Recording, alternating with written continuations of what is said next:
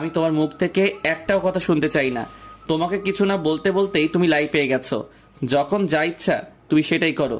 কেন, আমার কথাও তো একটু চিন্তা করতে পারো। স্বার্থপরের মতো নিজের কথা চিন্তা করে হুটহাট বেরিয়ে যাও। আপনার কথা চিন্তা করার জন্য তো আপনার রিধিমা আছে। তুমি যদি আরেকবার রিধিমার কথা বলেছো তাহলে আমি তোমার সাথে এমন কিছু করব যেটা তুমি কখনো কল্পনাও করনি, বলে দিলাম। শিরিষ চুপ হয়ে যায় সূর্যের কথা শুনে। বাসা থেকে বেরিয়ে গিয়েছিলে যে, কোথায় যেতে? ফিরে এসেছিলে কেন? সফিকে নিতে? আরে আমি বাসা থেকে কেন বেরিয়ে যাব? আমার রুমের ভিতর থাকতে ভালো লাগছিল না, তাই আমি একটু ছাদে গিয়েছিলাম। শিরিষের কথা শুনে এবার সূর্য কিছুটা শান্ত হয়। তুমি ছাদে গিয়েছিলে? হ্যাঁ, আমি ছাদে গিয়েছিলাম, অন্য কোথাও চলে যাইনি। তাহলে আগে বলনি কেন?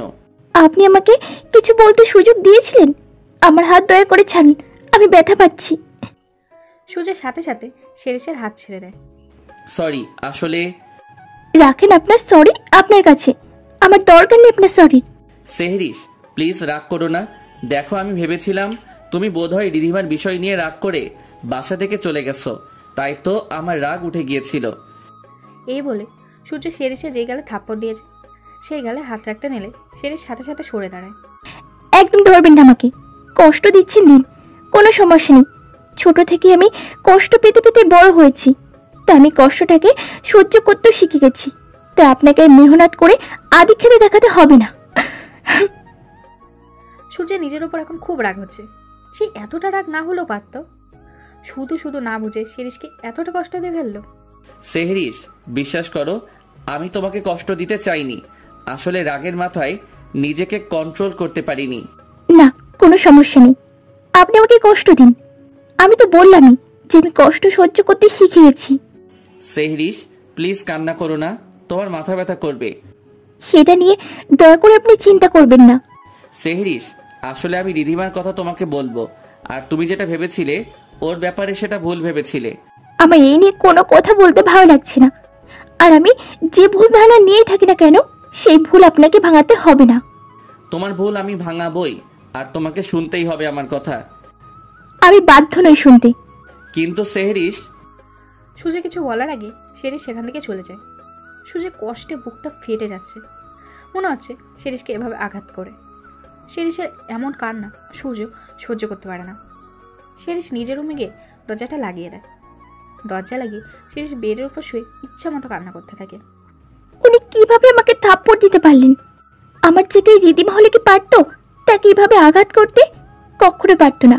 আর তাছাড়া আমি তো ওনার কেউই হই না, তো আমি বাড়ি ছেড়ে চলে গেলে ওনার রাগ হওয়ার কি আছে? সূর্য এখনো ড্রয়িং রুমে দাঁড়িয়ে আছে আর দুটি ব্যাপারে চিন্তা করছে। তার নিজের উপর রাগ হচ্ছে।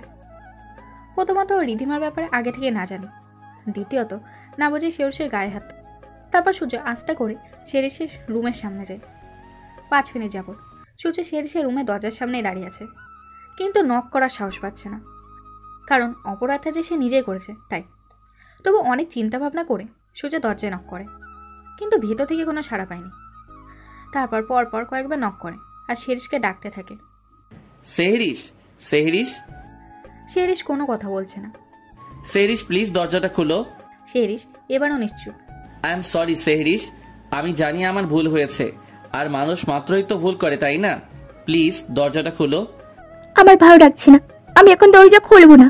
আমার সময় হলে ঠিকই করে দেব, আপনি এখান থেকে চলে যান। না, তুমি এখনই খুলবে।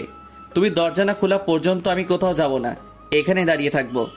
তাহলে দাঁড়িয়েই থাকুন, আমি দরজা খুলবো না। সেহরিশ, দরজাটা খুলো, আর কান্না করো না, তোমার শরীর খারাপ করবে। একটা বাইরের মানুষকে নিয়ে আপনার এত চিন্তা করতে হবে না। আমি মরি বা বাঁচি সেটা আমিই বুঝবো। সূর্যের এবার একটু রাগ লাগছে শিরিষ নিজেকে বাইরের মানুষ বলাতে। সব সময় শুধু বাইরের মানুষ বাইরের মানুষ করো কেন? আমি কি তোমাকে কখনো বলেছি যে তুমি বাইরের মানুষ? আপনি বললেও আমি বাইরের মানুষ, আপনি না বললেও আমি বাইরের মানুষ। বাজে কথা বন্ধ করে দরজা খুলো। আমি 1 থেকে 10 গুনবো, এর মধ্যে যদি তুমি দরজা না খুলেছো তাহলে কিন্তু আমি দরজা ভেঙে ফেলবো। আপনার যা ইচ্ছা আপনি তাই করুন, আমার কি। 1, 2, 3, 2, 3, এত তাড়াতাড়ি কেন? 4, 5, 6, আপনি কিন্তু চিটিং করেছেন। 7, 10। তুমি কি খুলবে? শিরিষ এবার দরজা খোলে। 8 9 কোথায়? ঠিক করে গুনতেও জানেন না। এই এত সময় লাগলো কেন খুলতে? কতক্ষণ যাবত বলছি খোলার জন্য। তাড়াতাড়ি করে রুমের ভেতরে গিয়ে শিরিষের 2 বাহু চেপে ধরে। আমি ব্যথা পাচ্ছি। সূর্যের সাথে সাথে ছেড়ে দিয়ে হালকাভাবে ধরে। আমাকে টেনশনে রাখতে তোমার ভালো লাগে তাই না? কেন টেনশন করছিলেন? আমি যদি আবার কোনো অঘটন ঘটিয়ে ফেলি এই কারণে? চুপ, একদম এসব কথা বলবে না, না হলে কিন্তু খুব খারাপ হয়ে যাবে। কি আর খারাপ হবে বলুন? আমি তো আপনাকে আগেই বলেছি যে আমি ছোট থেকে কষ্ট পেতে পেতে বড় হয়েছি, আর আমার সাথে কিছু খারাপ হয়েছে বলেই তো কষ্ট পেয়েছি, তাই না? তাই খারাপ হবে আমার সাথে, এইটা শুনে আমার এখন আর ভয় লাগে না। আর আপনি টেনশন করবেন না, আমি যতদিন পর্যন্ত আপনার এখানে আছি, আপনার স্ত্রী হিসেবে আছি, ততদিন পর্যন্ত আমি এমন কিছু করব না যেটাতে আপনাকে বিপদে পড়তে হবে। কিছু করতে চাইলেও আমি করতে দিব না, সব সময় আগলে রাখবো তোমাকে। কতদিন আর আগলে রাখবেন? আর তো কয়েকটা মাস, তারপর তো আর চেষ্টা করলেও পারবেন না।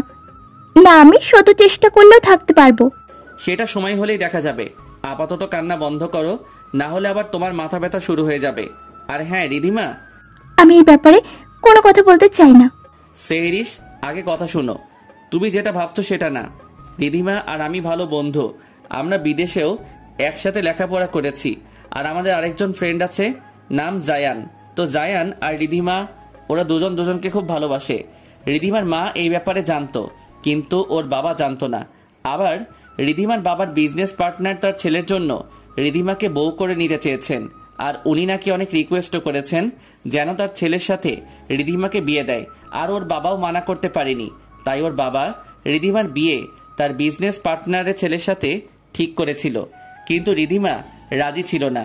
রিধিমা অনেক বুঝিয়েছে তার বাবাকে, কিন্তু তার বাবা মানতে নারাজ। রিধিমার মাও তার বাবার উপর কোনো কথা বলতে পারেনি। আর এই কথা শোনার পর থেকে জায়ানও অনেক পাগলামো শুরু করে দিয়েছিল।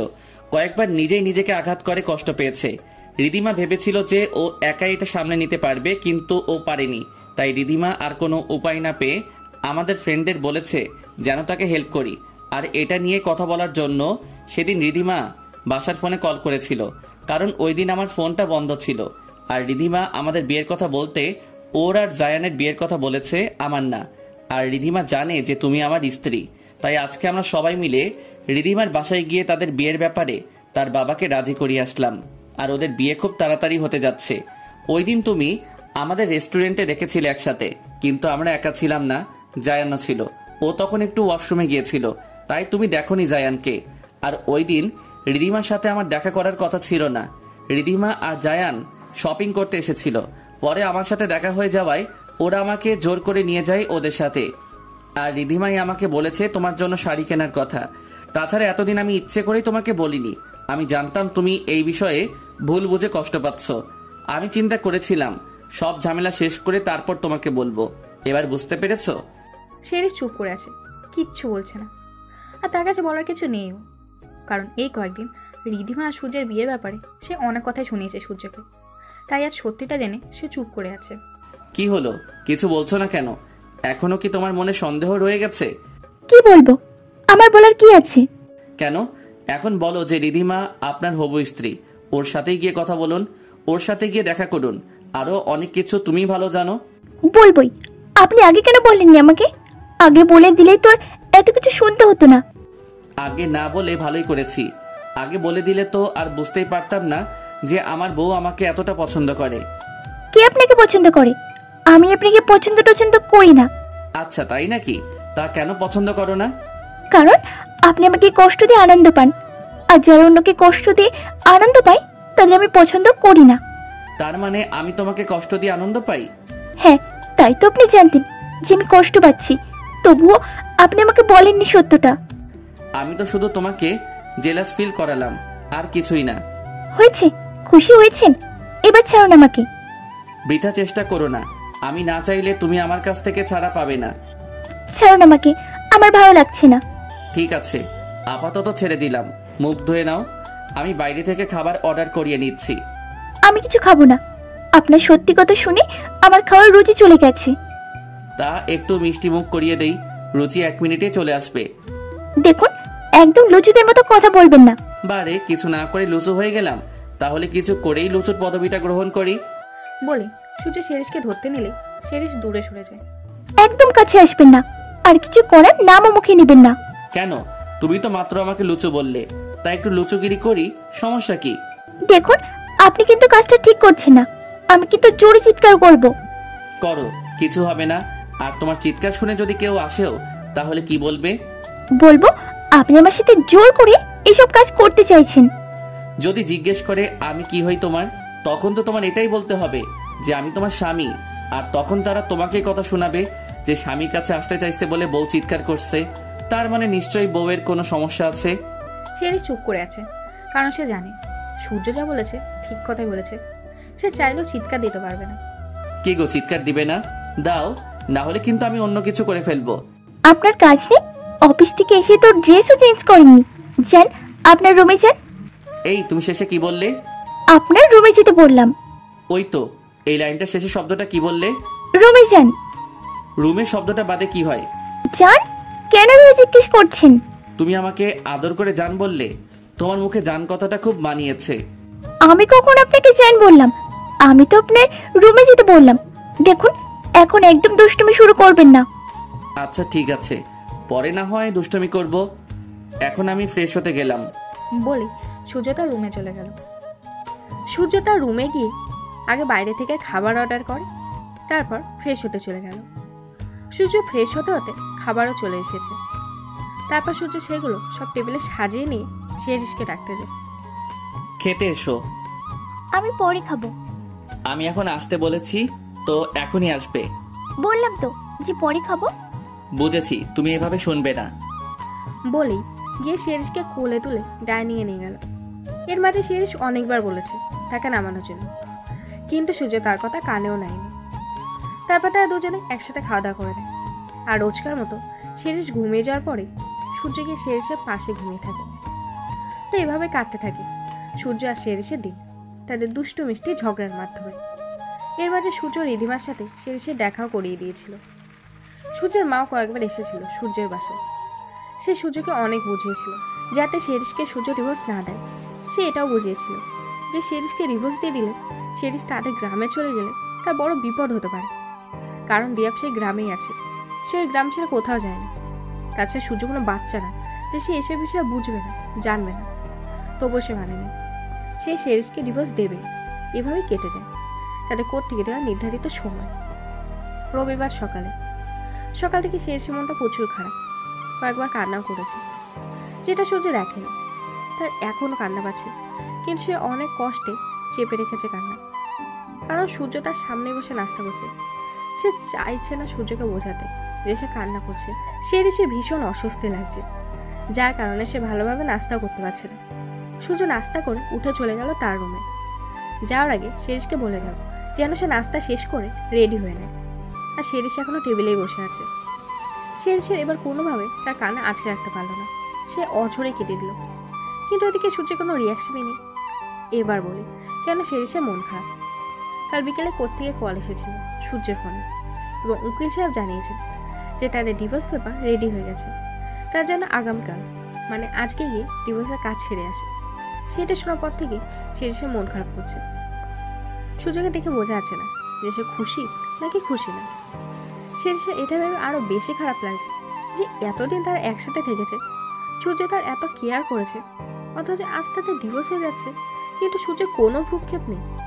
তাই শেরিশ মনে মনে চিন্তা করেছে যে উনি যখন নিজেকে এতটা শক্ত করে নিয়েছেন, আমি কেন পারবো না? আর তাছাড়া এটা তো হওয়ারই ছিল। তারপর শেরিশও উঠে গিয়ে রেডি হতে শুরু করে। রেডি হতে হতেও সে কয়েকবার মুখ ধুয়ে এসেছে, কোনোভাবেই নিজের মনকে শান্ত করতে পারছে না। হয়েছে তোমার? সূর্যের কণ্ঠ শুনে শেরিশ সাথে সাথে তার চোখের পানি মুছে নিয়ে বলে, হ্যাঁ হয়ে গেছে আমার, চলুন। চলো। তারপর সূর্য আর শেরিশ বেরিয়ে পড়ে কোর্টের উদ্দেশ্যে। কিছুক্ষণের মধ্যে তারা পৌঁছেও যায়। সূর্য আর শেরিশ পাশাপাশি বসে আছে, আর তাদের সামনে বসে আছে উকিল সাহেব। একটু পরে একজন এসে তাদের ডিভোর্সের পেপার দিয়ে যায়। তারপর উকিল সাহেব সব কিছু চেক করে ডিভোর্স পেপারটা সূর্য আর শেরিশের সামনে এগিয়ে দেয় সাইন করার জন্য। শেরিশের ডিভোর্স পেপারটা দেখা মাত্র চোখ থেকে কয়েক ফোঁটা পানি পড়ে গেল। সূর্য পেপারটা পাওয়ার সাথে সাথে সাইন করে শেরিশের দিকে এগিয়ে দেয়।